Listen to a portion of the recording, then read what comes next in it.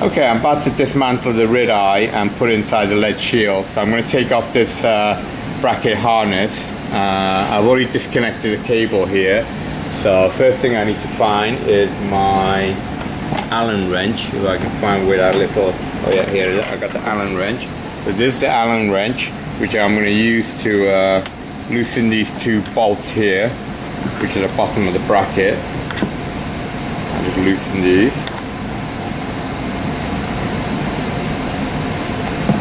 I'll loosen this one.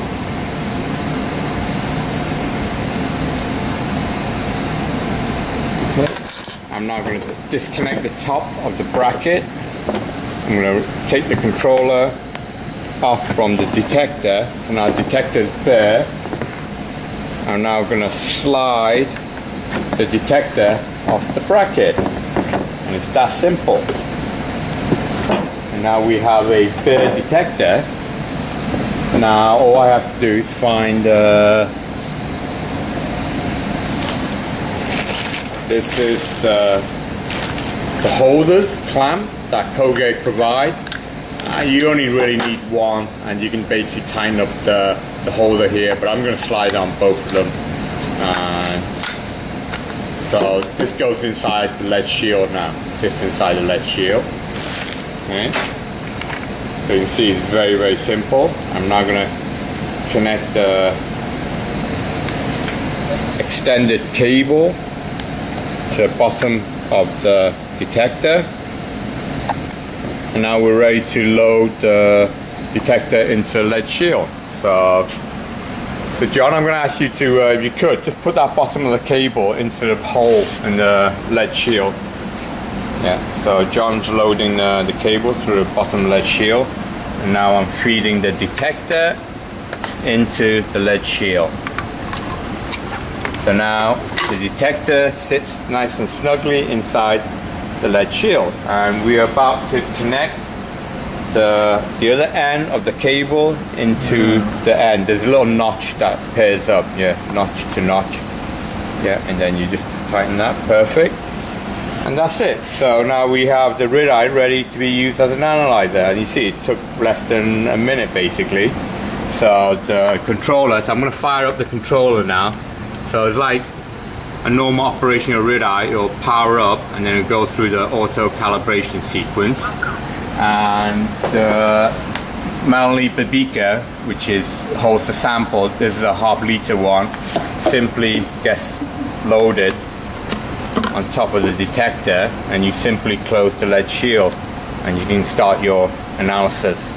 Okay, so I already did a preliminary scan of these samples that John gave me, and I could not detect any noticeable radiation without the lead shield. So we're probably going to have to measure a pretty long scan, at least 10 minutes, maybe even longer, to see if there is any isotopic contamination in these brine fluids. So I'm going to probably do a 10-minute scan.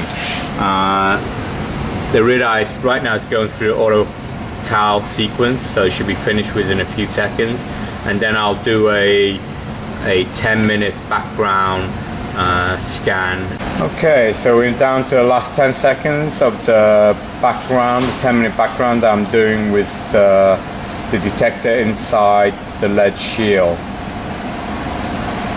So that's completed. So as you see, with just the detector, the gamma count is less than 30 gamma counts per second. It's less than 3 microrem per hour dose rate equivalent.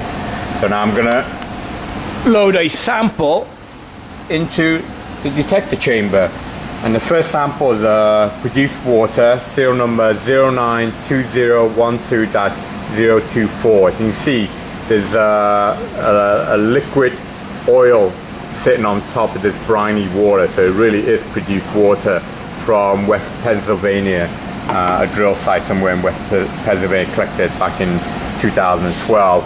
So I'm not going to load into my half-liter milliliter beaker because there's only like 100 cc's of liquid in there, so it'll just sit inside this circular ring. So I'm just going to load the sample directly on top of the detector.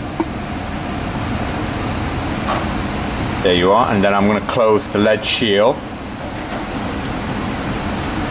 And I'm going to try and do an identification of any suspect peak, and I'm going to do it for a 10-minute period. So ID. Actually, let me cancel that because I'm actually going to go into the menu and set the capture time to 10 minutes rather than using the 30 seconds, which is a painful way of doing this. So I'm going to set the capture time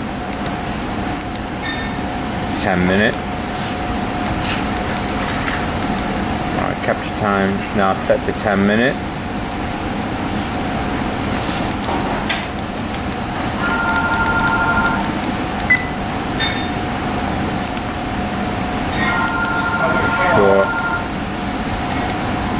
Okay, capture time is indeed 10 minutes. Alright, so now I'm going to do an ID, and it's just indeed set for 10 minutes.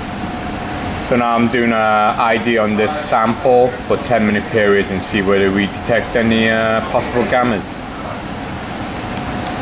So this is a flowback water sample 110112-017, and we have pour it into a standard half-liter mallet beaker here, and we're now about to load this sample. And you have a volume now. Good. Yeah, we have a volume in there. Perfect. Did you see it's right up to the line? Yeah. Whatever that volume is. So load up there, close the lid, and we're going to hit identify, and away we go. Saying the same. This Marcellus rock formation into the detector. Let it shield, and I'll load it in that way. If I bust the detector, I got no one to blame but myself. Or turn it the other way. Yeah, and then that way we'll. So we're gonna load this rock sample in there.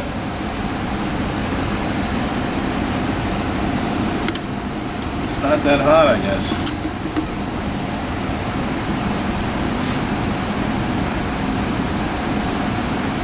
No, not really. Not really that hot. This doesn't seem to be obviously what kind of rock is this? It's shale. Shale, okay, Yeah. so this is actually the shale. That's actually so that's why, Marcellus okay, shale. so alright, so this is what shale looks like. I was wondering, I thought it looks like a graphite, so all you have to do is fracture this, and the gas and oil will come spurting out of this shale. Okay, so now I know what a shale piece of shale looks like.